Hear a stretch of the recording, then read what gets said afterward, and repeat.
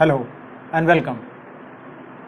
NCERT की जो classes हम लर्न कर रहे हैं उस क्लास में क्लास 7th में हमारा पर्यावरण और हमारा पर्यावरण में आज हम पृथ्वी की जो परपटी है उस परपटी के नीचे और परपटी के ऊपर बनने वाले स्थल रूपों को समझेंगे।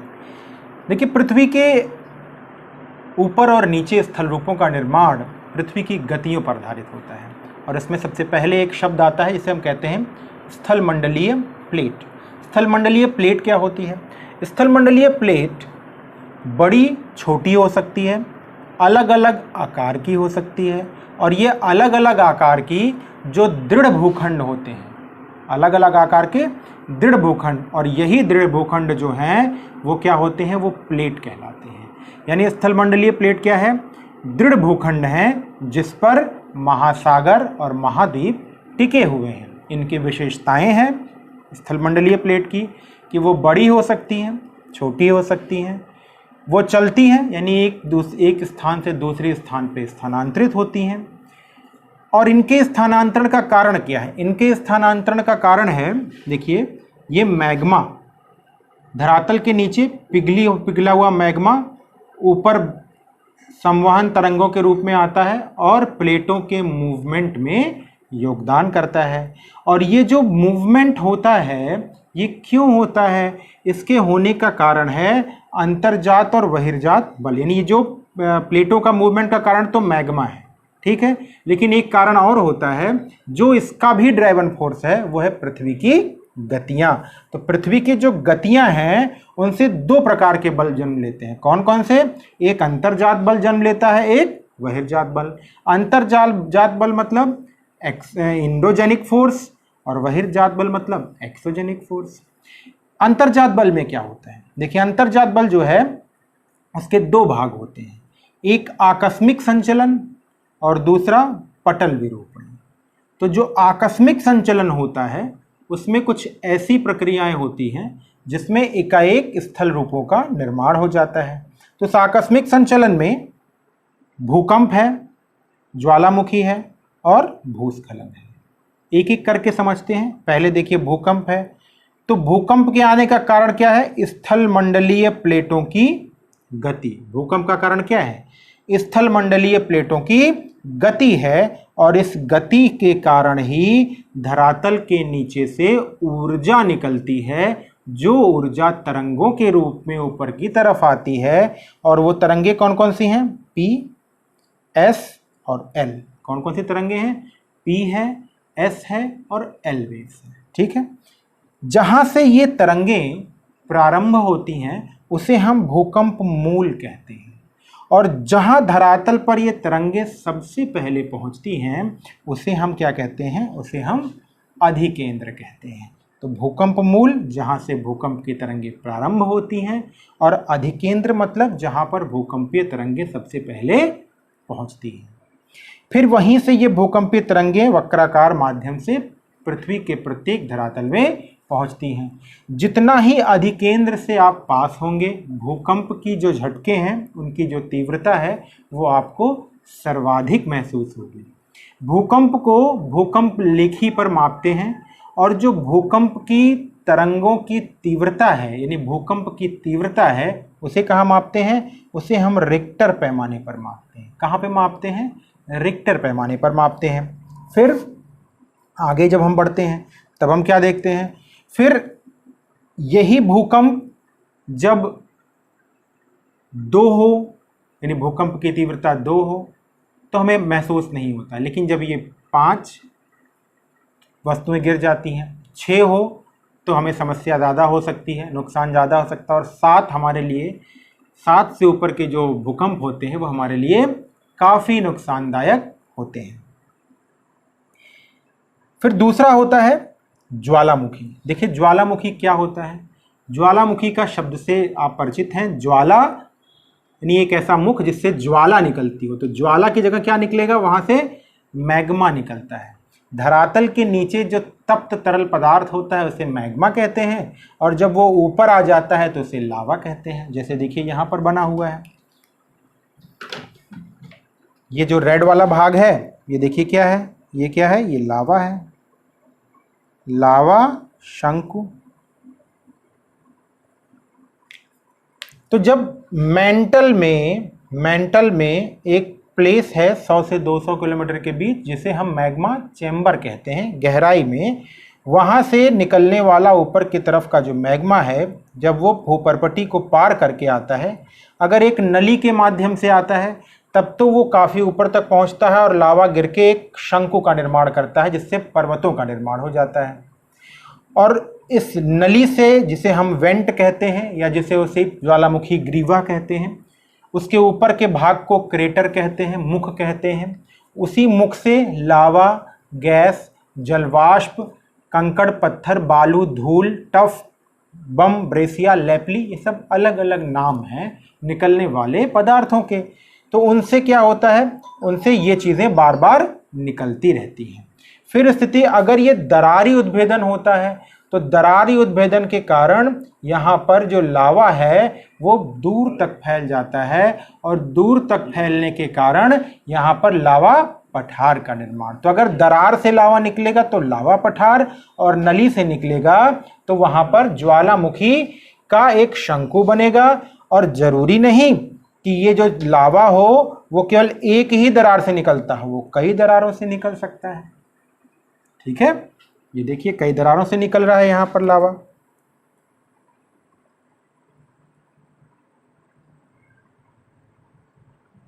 ठीक है, ये हो गया ज्वालामुखी। ज्वालामुखी जब पठारी क्षेत्र में पहुंचता है तो इसके अक्षय और अपर्दन से काली मिट्टी का निर्माण होता है, जैसे भारत में महाराष्ट्र में हुआ है। फिर तीसरी स्थिति है भूस्खलन। देखिए भूस्खलन में क्या होता है? भूस्खलन में जब किसी पर्वतीय भाग पर भारी वर्षा हो रही हो और वो क्षेत्र जो हो वो पेड़ पौधों से रहित हो, और जब वो पेड़ पौधों से रहित होगा तो क्या होगा? और जब वो पेड़ पौधे से रहित होगा तो वो टुकड़ों टुकड़ों में टूटने लगता है, और टूट के जब वो मलबा नीचे की तरफ गुरुत्वाकर्षण शक्ति से प्रभावित होकर गिरता है तो उसे हम कहते हैं भूस्खलन। भूस्खलन यानी भूमि का टूटकर नीचे की तरफ स्थानांतरित होना, उसे हम कहते हैं भूस्खलन। ये धरातल के यानी पृथ्वी के नीचे की स्थिति है। लेकिन पर्पटी के ऊपर कुछ ऐसे प्रक्रम होते हैं जो इन सभी अंतर्जात बलों के कारण बनने वाले स्थल रूपों को क्या करते हैं? परिवर्तित करते हैं, जिसमें पर्वत भी है। तो ये जो परिवर्तन होता है बहिर्जात बलों का, ये किसके कारण होता है? ये होता है, बहिर्जात बलों का परिवर्तन किसके कारण होता है? बहते जल, पवन, समुद्री धाराएं और हिमनद के कारण होता है। इन सब के कारण क्या होता है? इन सब के कारण पृथ्वी के ऊपर के जो पर्पटी के ऊपर का हिस्सा है, वो पर्पटी के ऊपर का हिस्सा टूटता है और फिर अलग अलग स्थल रूपों का निर्माण होता है। अब ये अलग अलग स्थल रूपों का निर्माण किस क्रम में होते हैं? ये अलग अलग स्थल रूपों का निर्माण अपर्दन, अपक्षय, अपर्दन, अपक्षय और निक्षेपण के कार्य में होते हैं। यानी जब कोई भी चट्टान हवा, जल, हिमनद, सागरीय तरंगों के द्वारा टूट फूट कर एक ही स्थान पर बिखर कर रह जाए तो वह प्रक्रिया कहलाती अपक्षय। लेकिन जब वही ढाल के अनुसार एक स्थान से दूसरे स्थान तक हवा, जल, हिमनद, सागरीय तरंगों द्वारा ले जाया जाए तो उसे अपर्दन कहते हैं। और जब हवा, हिमनद, सागरीय तरंग और पवन के द्वारा वही चूर्ण, चट्टानों के टुकड़े, धूल या जो बालू है वो कहीं पर इकट्ठा कर दिया जाए तो उसे हम निक्षेपण कहते हैं। नदी के कार्यों की स्थिति, नदी के कार्य, पहला इसमें क्या है? नदी के कार्य। आपको पता है नदियों का उद्गम पर्वतों, पठारों से होता है। जब ये नदियां पर्वतों से उतरती हैं तो गहरे खड्ड बनाती हैं, ठीक, और जब ये किसी एक ऐसे क्षेत्र से उतरे जहाँ पर कठोर और मुलायम शैलों का मिश्रण हो, तो कठोर शैल तो वैसे रहती है लेकिन मुलायम शैल कट जाती है, और जब मुलायम शैल कट जाएगी तो वहाँ पर एकाएक सागरीय जल क्या होता है, तीव्रता, नदी का जल तीव्रता से उतरने लगता है, और वो उतरता हुआ तीव्रता का जो जल होता है वही क्या होता है, वही जल प्रपात बनाता है। तो पठारी या पर्वतीय भागों में जो बना हुआ जलप्रपात होता है, जब वो जल आगे की तरफ जाता है और मैदानी क्षेत्रों में प्रवेश करता है तो ढाल कम हो चुका होता है। ढाल कम होने के कारण नदी का जो प्रवाह है वो धीमा हो जाता है।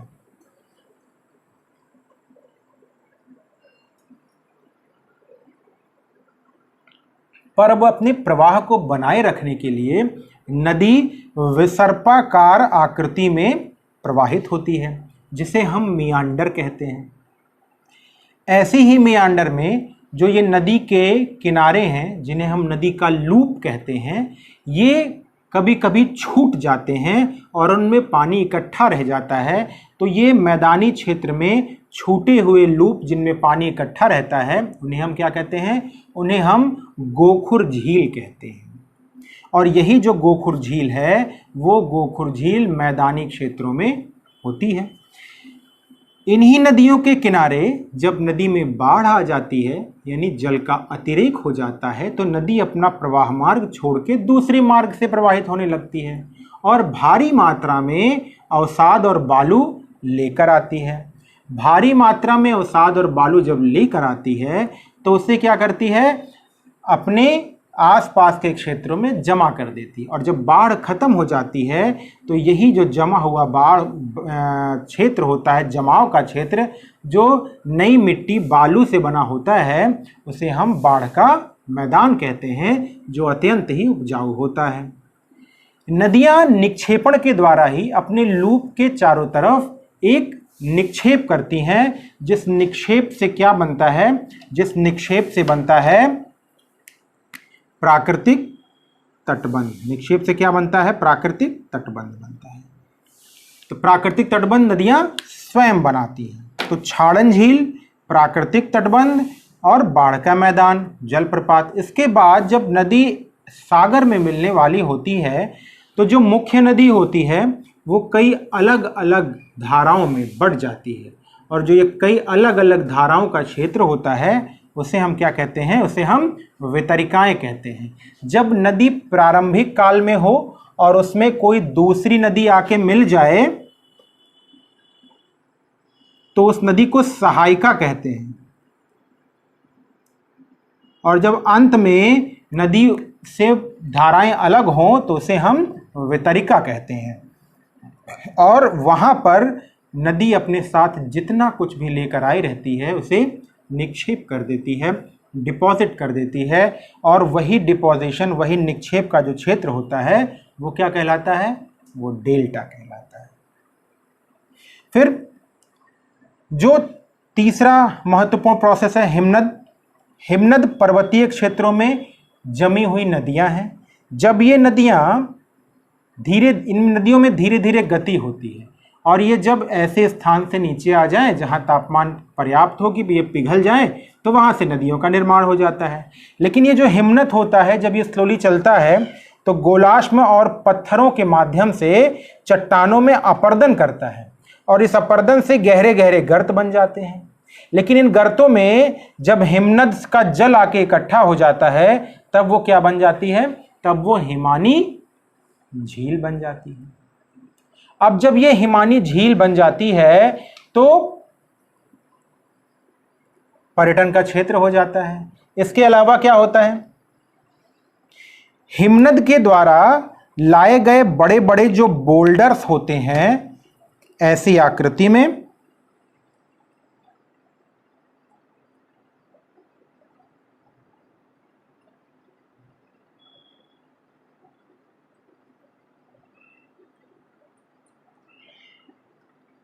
वो इकट्ठा हो जाते हैं, जिन्हें हम हिमनद हिमोड़ कहते हैं।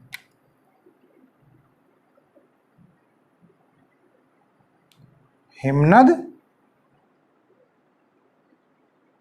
हिमोड़। तो हिमनद हिमोड़ कैसे बनता है? यही जो हिम होता है ये अपने साथ बालू, बजरी, कंकड़, पत्थर, बोल्डर्स लेके आता है और लाके जैसे ही ढाल खत्म होता है वहीं पर जमा कर देता है, जिससे हम हिमनद हिमोड़ कहते हैं। अगला जो प्रोसेसर है चौथा, जिसे हम पवन कहते हैं।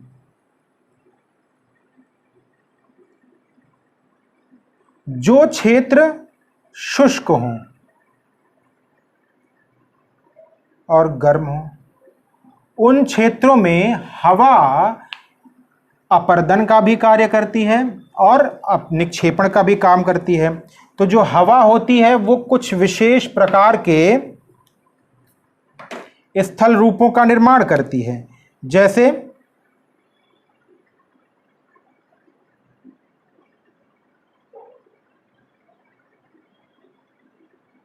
इस तरीके का जिसका शीर्ष चौड़ा हो और आधार पतला हो, इसे कहते हैं हम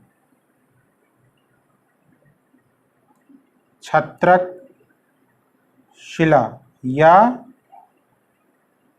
मशरूम रॉक।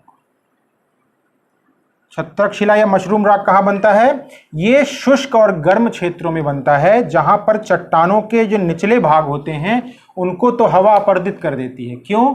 क्योंकि जो धूल कण होते हैं ना, ये हवा के 1 मीटर के ही हिस्से में ज़्यादा होते हैं। धरातल से 1 मीटर ऊपर लीजिए, उसी में धूल के कण ज़्यादा होते हैं और यहीं ये निचले भाग में तो अपर्दन कर देते हैं, लेकिन ऊपरी भाग चौड़ा बचा रहता है जो एक छाते के समान हो जाता है, जिसे हम छत्रक शिला या मशरूम रॉक कहते हैं। इसके अलावा जो हवा है वो क्या करती है? अपने साथ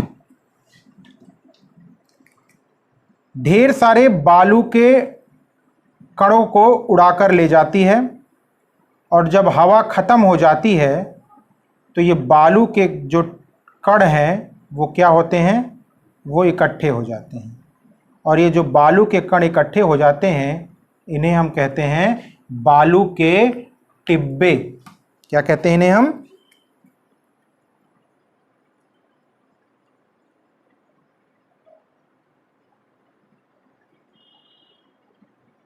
इन्हें हम बालू के टिब्बे कहते हैं।